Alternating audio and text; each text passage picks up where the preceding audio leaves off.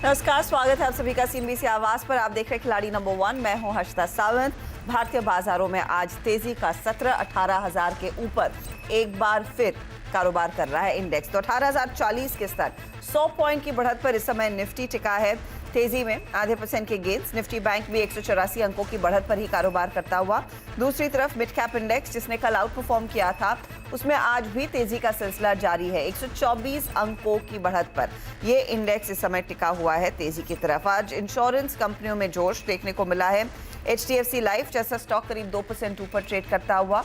अबदीन ने यहाँ पर अपना थोड़ा हिस्सा बेचा है, अभी भी कुछ हिस्सा होल्ड करेंगे। को प्रोमोटर्स हैं तो वो स्टॉक रेडार पर उस ब्लॉक के बाद करीब 2% की गेंस। SBI लाइफ में 1.5% तक की तेजी बनती दिखाई दी है। इसके अलावा टाइटन जैसा ट्रेड आज जबरदस्त तेजी में है, क्योंकि टाइटन की जो सब्सिडरी है कैरेट लेन, इनका जो ऑनलाइन प्लेटफॉर्म है, उसमें काफी तगड़ा ट्रैक्शन देखने को मिल रहा है। इस पर एक रिपोर्ट आई और रिपोर्ट में मजबूत टारगेट्स रखे गए और उस पर्टिकुलर टारगेट में जो कैरेट लेन का बिजनेस का वैल्यू है वो करीब करीब 120 रुपए प्रति शेयर का कंट्रीब्यूशन है। तो वो बिजनेस अग्रेसिवली स्केल कर रहा है और उसका पूरा फायदा स्टॉक में मिलता दिखाई देगा। ये फिलहाल वो ब्रोकरेज रिपोर्ट कह रही, तो स्टॉक आउट परफॉर्मर। मेटल्स में भी हिंडाल्को, टाटा स्टील जैसे काउंटर्स, JSW स्टील जैसे काउंटर्स में तेजी देखी गई है। बैंक्स आज लीडरशिप पोजीशन में। HDFC बैंक में हम देख रहे हैं सबसे ज्यादा खरीदारी, करीब 1.25% तक की तेजी। तो ये मार्केट का ओवरऑल हाल अब तक। अब यहाँ से आगे हमारे जानकारों की रणनीति क्या रहेगी, उनके रिटर्न्स कैसे हैं, वो आपकी स्क्रीन पर लेकर आते हैं। ये है निफ्टी के कंट्रीब्यूटर्स, जहां पर बैंकिंग काउंटर्स ही दरअसल मार्केट के एक्शन को कर रहे हैं लीड। अब लेकर आते हैं अब तक के रिटर्न्स, जहां पर हमने देखा परफॉर्मेंस तो काफी बढ़िया रहा है मार्केट का, लेकिन हमारे जानकारों की स्थिति थोड़ी सी डगमगा गई है। -33% के रिटर्न्स के साथ अमित त्रिवेदी के सबसे कम नेगेटिव रिटर्न्स, फिर -1.15% के रिटर्न्स गौरव रत्न पार्की के, और -3.85% के रिटर्न्स है क्रिस सुब्रमण्यम के। आप तीनों का ही स्वागत है। ऐसा क्या हुआ कि बाजार में तेजी लेकिन आप लोगों के रिटर्न्स थोड़े से नेगेटिव? ये स्टॉक पिकिंग में थोड़ी सी गड़बड़ी हुई है या फिर मार्केट में वो स्टॉक्स नहीं चले जिन पर आपको भरोसा था? अमित, कैसे देख रहे हैं? Right, so good morning. कल देखा जाए तो कल एक्चुअली सेकेंड हाफ में थोड़ा प्रॉफिट टेकिंग सिलेक्टेड स्टॉक्स में दिखा था, और कहीं ना कहीं पे हमने कल देखा था कि निफ्टी में भी थोड़ा सेकेंड हाफ में थोड़ा कूल ऑफ आया था। लास्ट अगर 3-4 दिनों से अगर हम देखें तो निफ्टी नो डाउट अब है, लेकिन इसकी जो हाई लो रेंज है वो काफी नैरो है। आज की भी अगर हम देखें तो निफ्टी 114 पॉइंट ऊपर, बट निफ्टी की हाई लो जो रेंज है वो सिर्फ 50 पॉइंट है। सो कहीं ना कहीं पे जो मोमेंटम है वो थोड़ा मिसिंग है। यस, आई एग्री कि थोड़ा स्टॉक सिलेक्शन में भी थोड़े जो स्टॉक सिलेक्ट किए वो मोरलेस थोड़े टाइम वाइज कंसोलिडेशन में है। आपकी अप्रोच आज के लिए फिर कितनी बदली हुई रहेगी क्रिस?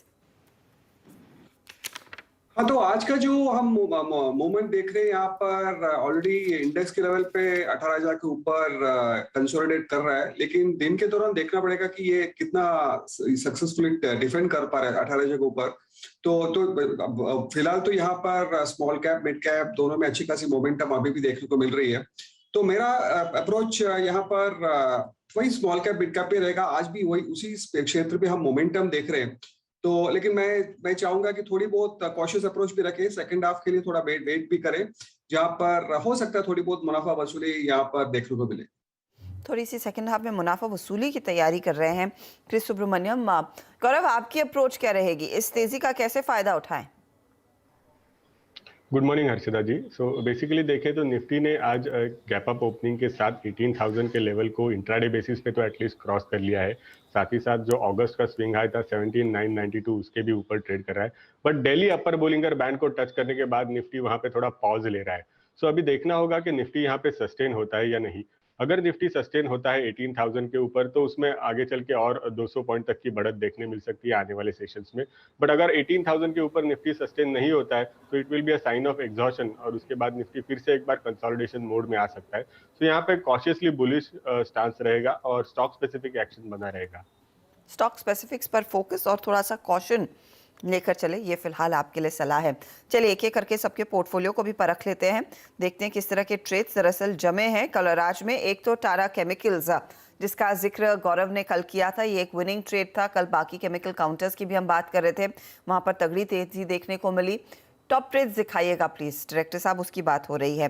क्रिस सुब्रमण्यम ने ईडलवाइज फाइनेंशियल पर दाव खेला था तेजी की तरफ। 1.3% के रिटर्न्स इस स्टॉक में बने और अमित त्रिवेदी का हैल था जिसने करीब 1% तक के रिटर्न्स कमाए। अब देखते हैं किसके पोर्टफोलियो में क्या है और किसको कैरी करेंगे। तो आप लेकर आइएगा गौरव का ही पोर्टफोलियो। तो टाटा केमिकल्स का ट्रेड इन्होंने कल के कल ही बुक कर लिया। आज सुबह में भारत डायनामिक्स में प्रॉफिट बांधा और वी गार्ड में अनफॉर्चुनेटली कल थोड़ा सा स्टॉप लॉस ट्रिगर हुआ। तो गौरव आज फिर फ्रेश स्टार्ट है, बताइए पहला ट्रेड क्या है? जी हर्षदा जी, पहला ट्रेड रहेगा एशियन पेंट पे बाय साइड पे। बेसिकली ये स्टॉक देखे तो पिछले हफ्ते थोड़ा म्यूटेड रहा है, एक रेंज बाउंड दायरे में ट्रेड करता हुआ रहा है, बट जिसके चलते वीकली चार्ट पे स्टॉक ने एक इनसाइड बार पैटर्न बनाया है। सो एक ब्रेकआउट के प्रिपरेशन में है। आर्ली और डेली दोनों ही मोमेंटम इंडिकेटर ने अपना करेक्शन साइकिल कंप्लीट कर लिया है और एक नया साइकिल शुरू होने की पॉसिबिलिटी है। आर्ली चार्ट पे देखूं तो एक फॉलिंग ट्रेंड लाइन ब्रेकआउट भी आज आया है। तो यहाँ पे फ्रेश लॉन्ग पोजीशन बना सकते हैं। स्टॉप लॉस रहेगा 33.95 का, करंट प्राइस है 34.52 और ऊपर में 3600 का टारगेट रहेगा। 3600 के टारगेट के लिए एशियन पेंट में तेजी करें। आधे % के गेंस इस समय देखने को मिल रहे हैं, तो मोमेंटम है और 3395 का स्टॉप लॉस लगाना जरूरी है इस पर्टिकुलर ट्रेड में। ये है फिलहाल गौरव की राय। अब आते हैं अमित के पोर्टफोलियो पर। अमित के पोर्टफोलियो में भी आप देखें कल ऑफ कोर्स एक स्टॉक था हैल जिसमें करीब 1% तक के रिटर्न्स बनते हुए दिखाई दिए, लेकिन टाटा कॉफी और हिंदुस्तान कॉपर के जो ट्रेड्स हैं उनके साथ ये बने हुए हैं। और आज इक्विटास स्मॉल फाइनेंस बैंक में इन्होंने दरअसल प्रॉफिट बुक कर लिया। तो एक जगह है फिर भरने की। अमित क्या जोड़ेंगे? जी मैं जो स्टॉक जो ऐड करूँगा बाय साइड पे ही है। गुजरात पिपावर्ड पोर्ट करके जो स्टॉक है ये इस पे मैं बाय इनिशिएट करूंगा। इसका अगर स्ट्रक्चर की अगर बात करें तो लास्ट 2-3 दिन में काफी अच्छा एक पॉजिटिव मोमेंटम देखने मिला है ये स्टॉक में, वॉल्यूम वाइज और प्राइस वाइज भी। तो कहीं ना कहीं मुझे लग रहा है कि 90 का जो एक लेवल से अभी एक इमीडिएट सपोर्ट बन जाएगा। सो रिस्टोरेबल ये करंट लेवल्स पे भी काफी फेवरेबल है। करंट मार्केट प्राइस है 92.90 के आसपास। 90 के ही स्टॉप लॉस के साथ इसको इस स्टॉक को बाय कर सकते हैं और ऊपर में जो अगर अपसाइड पोटेंशियल की अगर बात करें तो 105 तक ये स्टॉक आ सकता है। सो गुजरात पिपावर्ड पोर्ट जो है वो मेरा बाय साइड पे रहेगा। 105 का टारगेट दे रहे हैं, करेक्ट? राइट 105 का टारगेट, 90 के आसपास का स्टॉप लॉस आप लगाएं। 92 के करीब वो स्टॉक ट्रेड करता हुआ। स्टॉक थोड़ा ठंडा है, लेकिन पिछले हफ्ते भी आपको याद होगा इसी गेम शो में इस शेयर पर एक राय आई थी अमित सेठ की मेरे ख्याल में, इफ आई रिमेंबर करेक्टली, और तेजी का ही मोड था। ये फिलहाल एक ट्रेड जुड़ता हुआ। चलिए इस बीच सेबी चेयरपर्सन माधवीपुरी बुच इस समय फिकी के एनुअल कैपिटल मार्केट कॉन्फ्रेंस में बात कर रही हैं, वहीं चलते हैं। Trust, and trust is based on transparency, is the single most important mantra for SEBI. And going forward, this is something that we will continue to reinforce at every single stage.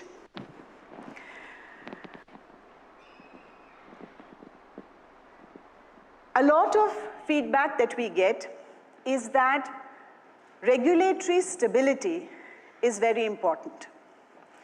To be honest, it really confuses me, because on the one hand, the world is moving so fast, all of your businesses are changing so rapidly, the markets are evolving so speedily, and I assume that you expect the regulator to keep pace with you. Then how can we say that we will come out with a regulation once in a year, format, expect to keep pace with you? So it confuses me, but I must say that given our process of consultation, we are always to the discussing that what is it that you would like. At the end of the day, if the world around us is moving at 100 kilometers per hour, do you really want the regulator to be moving at 10 kilometers per hour? I don't think so. So if the world around us is changing at that pace, and the need of every entity to keep pace, whether it is with their customers or with their suppliers or with the globe, at the end of the day, we are also one similar stakeholder for you, and our expectation is that just as the market, just as your businesses are evolving so rapidly, the markets are also evolving as rapidly, and they should keep pace. And therefore, our earnest request to you is to keep pace with us. However, what stability are we happy and willing to assure? Not in the nitty-gritty, not in the operational aspects, but in terms of the approach. You need and deserve the right to know what is the regulatory approach, what is the thinking that you must build into your models, what is the thinking that you must be prepared for over the next few years. In a very simple way, I would define our approach through this picture. I'll start with the green side. Everything that a corporate does, what you do is none of our business. It is your business. We have no right whatsoever to say anything about what you do. The yellow piece is about how you do it. So as a regulator, in order to ensure that there is trust in the system, how you do something, we will have something to say about it. For instance, we will say, go to your AGM, take an approval, special resolution, majority of minority. All of these things is how you do what you do. The orange one is about disclosure. What you will disclose about what you do, we will have a lot to say about it. Because as I said, our whole regime, our whole regulatory framework is a disclosure-based regime. Do what you believe is right. Do it in a manner, in a way that has been suggested. Disclose everything about it. Which of course brings us to the red lemon. That is, if somebody does cross the line, then not only do we have a lot to say about it, we have a lot to do about it as well. This is our fundamental regulatory approach. I would just like to illustrate by way of an example to manifest what I mean by this principle. So a lot has been said about the pricing of the IPOs of the new tech companies. What is SEBI's view on that? Our view is simple, starting from the green.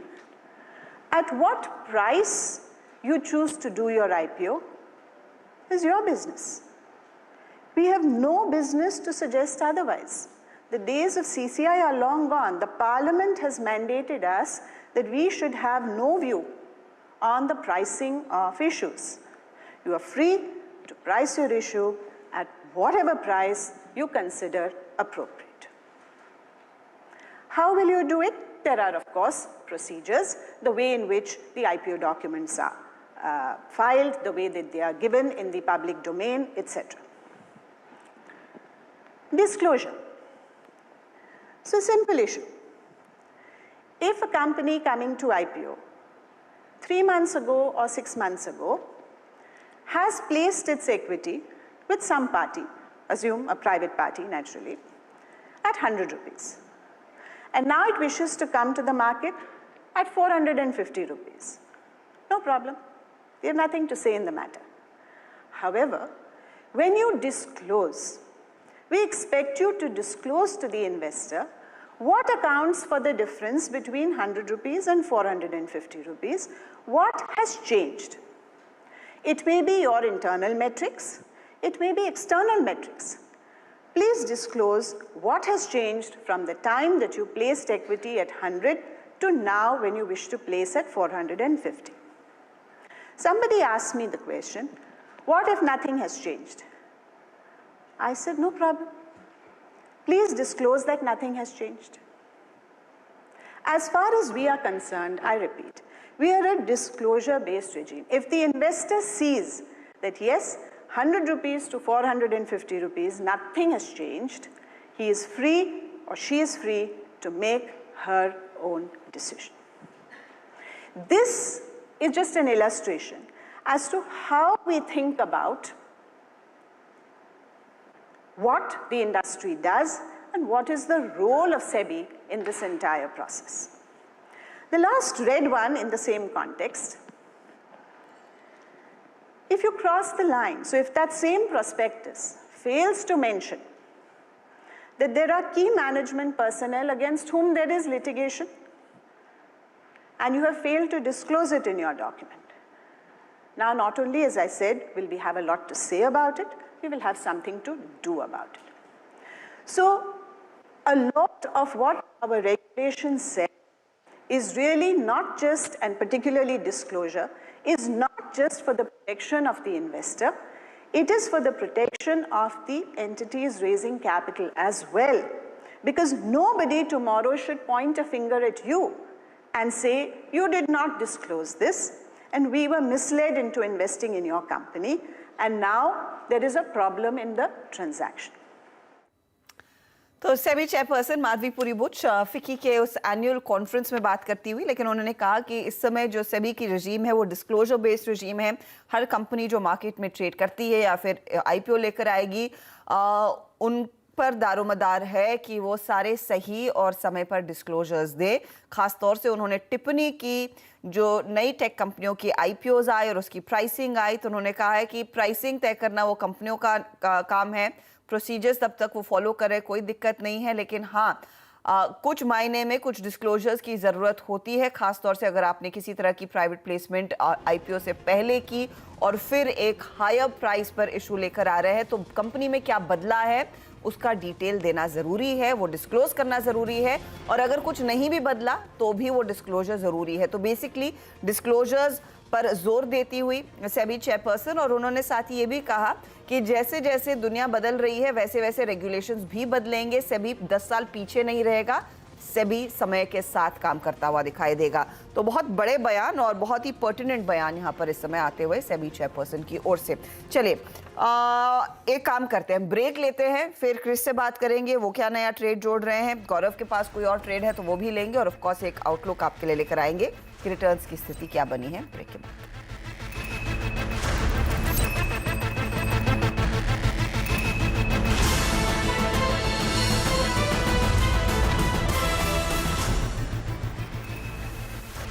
आप देख रहे हैं खिलाड़ी number 1, बाजार में तेजी कायम है और हमारे जानकार एक और ट्रेड जोड़ रहे हैं। इनफैक्ट क्रिस के पास चलते हैं, क्रिस के पास एनएमडीसी की पोजीशन अभी भी बनी हुई है।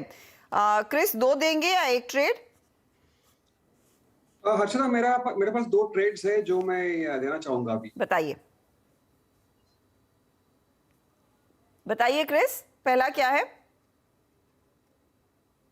हेलो जी, बताइए अपना पहला ट्रेड क्रिस। जी, तो मेरा पहला ट्रेड रहेगा वोकार्ट फार्मा। यहाँ पर ये बहुत एक बड़ी लंबी करेक्शन के बाद एक वापस एक अपवर्ड मूवमेंट दिखा रही है, और कल के दिन में भी अच्छी हमने मूवमेंट देखी, तो आज एक हल्का फुल्का मुनाफा वसूली देखने को मिल रहा है। तो वोकार्ट फार्मा में खरीदारी करके चले, यहाँ पर 290 का टारगेट और 265 का स्टॉप लॉस। तो ये बात हुई वोकार्ट फार्मा की, 290 का टारगेट है, 265 का स्टॉप लॉस। स्टॉक हालांकि आज करीब 1.5% नीचे, आपको लग रहा है एक रिवर्सल आएगा, तेजी का ट्रेड। दूसरा ट्रेड लगे हाथ दे दीजिए क्रिस। हाँ, तो दूसरा मेरा रहा यहाँ पर east India hotels. Last I think महीने भर में 2 महीने में यहाँ पर इस होटल सेक्टर में हमने अच्छी खासी मोमेंटम देखी और ईस्ट इंडिया होटल्स पे अच्छी खासी पार्टिसिपेशन देखने को मिली है। तो मेरा मानना है कि शायद यहाँ पर एक थोड़ी बहुत कूलिंग ऑफ के बाद वापस एक यहाँ पर अपवर्ड मूवमेंट आ सकती है। खरीदारी करके चले, 200 का टारगेट और 182 182 का स्टॉप लॉस। 182 स्टॉप लॉस और 200 का टारगेट। ये है EIH जिसमें आज फिर तेजी देखने को मिली है, 188 के लेवल्स देखने को मिल रहे हैं स्टॉक में। गौरव, आपने एशियन पेंट के साथ शुरुआत की, अगला ट्रेड आपका? सेकंड ट्रेड भी लॉन्ग साइड पे ही होगा, वो है पावर ग्रिड। बेसिकली इस स्टॉक के अंदर देखें तो अगस्त के फर्स्ट हाफ में एक अच्छी रैली दिखी थी, जिसके बाद एक शॉर्ट टर्म करेक्शन हुआ, और उसके बाद स्टॉक ने अपने 40 डे एक्सपोनेंशियल मूविंग एवरेज और डेली लोअर बोलिंगर बैंड पे एक अच्छा शॉर्ट टर्म बेस बनाया है। जब भी ये 2 पैरामीटर साथ आते हैं तो एक अच्छा बेस फॉर्मेशन होने की अच्छी पॉसिबिलिटी रहती है। सो सेम चीज मैं यहाँ पावर ग्रिड में एक्सपेक्ट कर रहा हूँ, तो यहाँ पे फ्रेश लॉन्ग पोजीशन बना सकते हैं विद स्टॉप लॉस ऑफ 222 और ऊपर की तरफ 238 का टारगेट रहेगा। 238 का टारगेट रहेगा। पावर ग्रिड में स्टॉक लगभग 1% ऊपर आने की कोशिश में और 220 का स्टॉप लॉस लगाइए। चलिए एक एक करके सभी के पोर्टफोलियोज को भी भाप लेते हैं। किसने क्या ट्रेड जोड़ा, किस तरह के रिटर्न्स बन रहे हैं। ऑल द बेस्ट आप तीनों को ट्रेड के लिए। तो लेकर आएंगे प्लीज पोर्टफोलियो तीनों जानकारों के। चलिए गौरव का पोर्टफोलियो आ गया। एशियन पेंट 3600 का target, 3395 stop loss. Power grid buy call 238 target, 220 stop loss. Returns देख लेते हैं इस घंटे क्या बन रहे हैं इन दोनों ट्रेड्स की तरफ से। तो एशियन पेंट हल्का सा 0.06% का योगदान दे रहा है, 0.18% तक के रिटर्न्स पावर ग्रिड जोड़ रहा है। क्रिस ने आपके लिए जोड़ा है वॉकहार्ड नया ट्रेड, 290 का टारगेट, 265 का स्टॉप लॉस। EIHB नया सौदा, 200 का टारगेट, 182 स्टॉप लॉस है। NMDC को कैरी किया 135 के टारगेट के लिए, 122 स्टॉप लॉस है इनकी तरफ से। NMDC ड्रैग कर रहा है, EIH का खास कंट्रीब्यूशन इस घंटे नहीं। वॉकहार्ड में 0.29% तक के रिटर्न्स बनते हुए। अब आते हैं अमित के पोर्टफोलियो पर। तो एक ही स्टॉक इन्होंने नया जोड़ा, वो है गुजरात पीपावाव, 105 का टारगेट यहाँ पर और 90 का स्टॉप लॉस। टाटा कॉफी 260 के लिए कैरी किया और हिंदुस्तान कॉपर 140 के लिए कैरी किया। स्टॉप लॉसेस भी आप नोट जरूर करें। रिटर्न्स की स्थिति क्या उभरी है इस समय? गुजरात पीपावाव 2.5% के रिटर्न्स कमा कर दे रहा है और हिंदुस्तान कॉपर में 1.25% तक के रिटर्न्स बनते हुए। अब ओवरऑल स्थिति आपके लिए लेकर आएंगे अमित त्रिवेदी के। वैसे भी लीस्ट नेगेटिव रिटर्न्स थे, तो ये पॉजिटिव टेरिटरी में आ चुके हैं 4.56% के रिटर्न्स के साथ। हल्की सी पॉजिटिव टिक गौरव रत्नपारखी के पोर्टफोलियो में और क्रिस के भी, जो -3% से ज़्यादा के रिटर्न्स थे, अब सिर्फ -0.69% रह गए हैं। तो रिकवरी ज़रूर आई है। ऑल द बेस्ट आप तीनों को। आगे जो भी बदलाव होगा उसकी जानकारी हम शेयर ज़रूर करेंगे CNBC आवाज़ पर। 1 बजे मिड कैप मंत्र में एक अपडेट भी लेकर आएंगे। All the best. लेंगे एक ब्रेक, आगे फोकस कमोडिटी मार्केट के एक्शन। देश की दूसरी सबसे बड़ी कंपनी और आईटी की दिग्गज TCS आज 18 साल की हो चुकी है। 2004 25 अगस्त को इसकी लिस्टिंग हुई थी और वहां से लेके आज तक की जर्नी जो है वो काबिले तारीफ है। करीब 26% प्रीमियम पे उस समय पर TCS का शेयर जो है वो लिस्ट होता हुआ दिखाई पड़ा था। कुछ और डिटेल जो आपको हिस्ट्री में लेकर जाएंगी, जहां पे कंपनी का प्राइस बैंड 775 से 900 रुपए के आसपास रखा गया था। उस समय पर इशू प्राइस 850 रुपए पर शेयर। IPO का साइज करीब 4713 करोड़, जो उस समय का सबसे बड़ा IPO के तौर पे शुमार होता था। और सब्सक्राइब करीब 7-7.5 गुना ये IPO उस समय सब्सक्राइब होता दिखाई पड़ा। इसमें HNI का इन्वेस्ट काफी ज्यादा इंटरेस्ट बनता हुआ दिखाई पड़ा था। TCS की जर्नी आपके सामने। 2004 में अगर आपने कहीं 1000 शेयर लिए होते तो रफली 8.5 लाख के आसपास वो बैठे होते। 2006 तक आते आते 2000 शेयर 1:1 बोनस के बाद, 2009 तक आते आते 1:1 बोनस के बाद 4000 शेयर, और 2018 तक आते आते करीब 8000 शेयर आपके पास होते, जिनकी आज के दाम पर अगर कीमत आप इवैल्यूएट करेंगे तो करीब 2.6 करोड़ के आसपास बैठती है। प्लस हम सब जानते हैं कि TCS किस तरह से बेहतरीन डिविडेंड देने में शुमार है। तो एक अच्छी वेल्थ क्रिएशन जर्नी आपने TCS की देखी। TCS इंपॉर्टेंट क्यों है? देश की सबसे बड़ी आईटी कंपनी, सबसे पहला और सबसे क्रूशियल पॉइंट, ये अपने बड़े नेक्स्ट पीयर से भी कहीं ज्यादा बड़ी है। ये देश की दूसरी सबसे ज्यादा मुनाफा देने वाली कंपनी है, जहां पर रिलायंस पहली है और उसके बाद अगर कोई नाम शुमार है तो वो TCS का आता है। निफ्टी 50 के कुल मुनाफे का करीब 10% हिस्सा अकेला TCS लेकर आता है। और इसके अलावा कुछ और इंपॉर्टेंट फैक्ट्स में करीब 5.25 लाख कर्मचारी अकेले TCS के अंदर कार्यरत हैं। तो इस तरह के एक बड़े स्केल के साथ ये कंपनी कामकाज कर रही है। TCS का साइज इस तरह भी आप समझिए कि देश की दूसरी सबसे बड़ी IT company Infosys, Wipro, HCL tech और टेक महिंद्रा, यानी कि निफ्टी की 4 आईटी कंपनी को अगर आप जोड़ देंगे तो अकेला TCS की बराबर मार्केट कैप पहुंचता है, या उसके आसपास ही कहीं आता हुआ ये मार्केट कैप दिखाई पड़ता है। तो TCS का साइज इस तरह से अंदाजा लगाइए। और लास्टली, इस ग्रुप के लिए कितनी इंपॉर्टेंट है TCS? ग्रुप की कुल मार्केट कैप का करीब 55% हिस्सा अकेला TCS से आता है। ग्रुप के कुल मुनाफे का करीब 50% हिस्सा अकेला TCS से आता है। ग्रुप के कुल कर्मचारियों का 57% हिस्सा अकेला TCS से आता है। और करीब 93% TCS के कर्मचारी जो हैं वो भारतीय मूल के हैं। तो ऐसे कुछ इंटरेस्टिंग नंबर्स और साथ साथ एक शानदार आंकड़ों के साथ TCS का जन्मदिन आज हम मना रहे हैं।